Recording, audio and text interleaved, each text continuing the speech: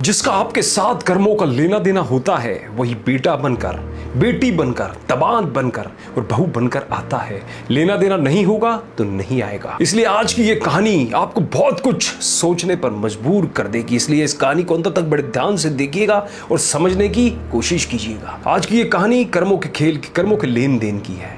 एक फौजी था, उसके माँ नहीं, बाप नहीं, शादी नहीं की, बच्चे नहीं, भाई नहीं, बहन नहीं, अकेला ही कमा कमा के फौज में जमा करता रहा।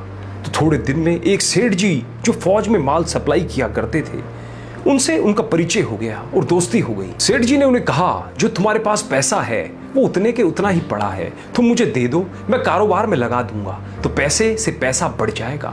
फौजी ने सेठ जी को पैसा दे दिया। सेठ जी ने कारोबार में वो पैसा लगा दिया। कारोबार उनका चमक गया, खूब कमाई होने लगी, कारोबार बढ़ गया। थोड़े ही दिन में लड़ाई लग गई।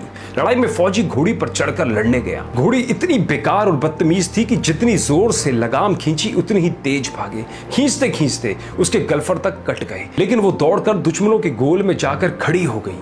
दुश्मनों ने वार किया, फौजी भी मर गया, घोड़ी भी मर गई। अब सेठ जी को मालूम हुआ कि फौजी मर गया है, तो सेठ जी बहुत खुश हुए कि उसका कोई वारिस तो है ही नहीं। अब ये पैसा किसको देना? अब मेरे पास पैसा भी हो गया, कारोबार भी चमक गया, लेने वाला भी नहीं रहा। ये सोचकर सेठ जी बहुत खुश हुए। कुछ ही दिन के बाद सेठ जी के घर में लड़का भी पैदा हो गया।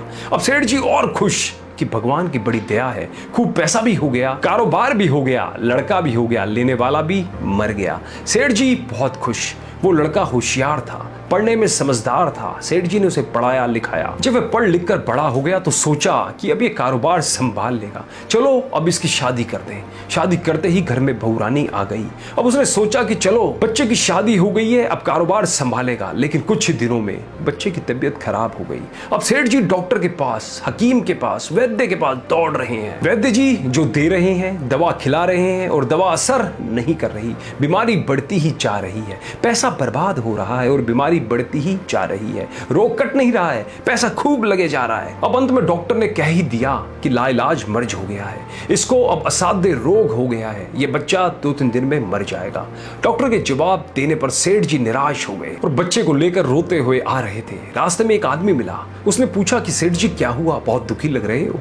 सेठ जी ने कहा, ये बच्चा जवान था, हमने सोचा बुढ़ापे में हमारा सहारा बनेगा, शादी होते ही अब ये बीमार हो गया, हमने इसके लिए खूब पैसा लगा दिया। जिस डॉक्टर ने जितना मांगा उतना दिया, लेकिन आज डॉक्टरों ने जवाब दे दिया, अब ये बचेगा नहीं, असाध्य रोग हो गया है, इसे लाइलाज मर्ज है, अब घर ले जाओ, 2-3 दिन भी कटना मुश्किल लगता है। आदमी ने कहा, अरे सेठ जी तुम क्यों दिल छोड़ रहे हो? मेरे पड़ोस में वैद्य जी दवा देते हैं, 2 आने की पुड़िया खाकर मुर्दा भी उठकर खड़ा हो जाता है, जल्दी से तुम वैद्य जी की दवा ले आओ। सेठ जी दौड़ कर गए, 2 आने की पुड़िया ले आए और पैसा दे दिया। पुड़िया ले आए, बच्चे को खिलाई, बच्चा पुड़िया खाते ही मर गया। बच्चा मर गया। अब सेठ जी रो रहे हैं, सेठानी भी रो रही है और घर में बहुरानी और पूरा गांव भी रो रहा है।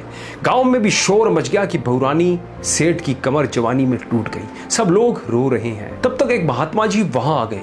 उन्होंने कहा कि सेठ जी क्यों रो रहे हैं? लोग बोले, इस सेठ जी का एक ही जवान लड़का था, वो मर गया, इसलिए सब लोग रो रहे हैं, सब दुखी हो रहे हैं। महात्मा बोले, सेठ जी क्यों रो रहे हो? सेठ बोले, महाराज जिसका जवान बेटा मर जाए वो रोएगा नहीं तो क्या करेगा? वो महात्मा बोले, तो आपको क्यों रोना? सेठ मेरा बेटा मरा तो और किसको रोना? महात्मा बोले, और उस दिन तो आप बड़े खुश थे। सेठ किस दिन? वे महात्मा बोले, अरे जिस दिन फौजी मर गया, सोचा कि अब पैसा भी नहीं देना पड़ेगा, माल बहुत हो गया, कारोबार खूब चमक गया, अब देना भी नहीं पड़ेगा, इसलिए बहुत खुश थे। महात्मा सेठ जी बोले, वही फौजी पैसा लेने के लिए बेटा बनकर आ गया।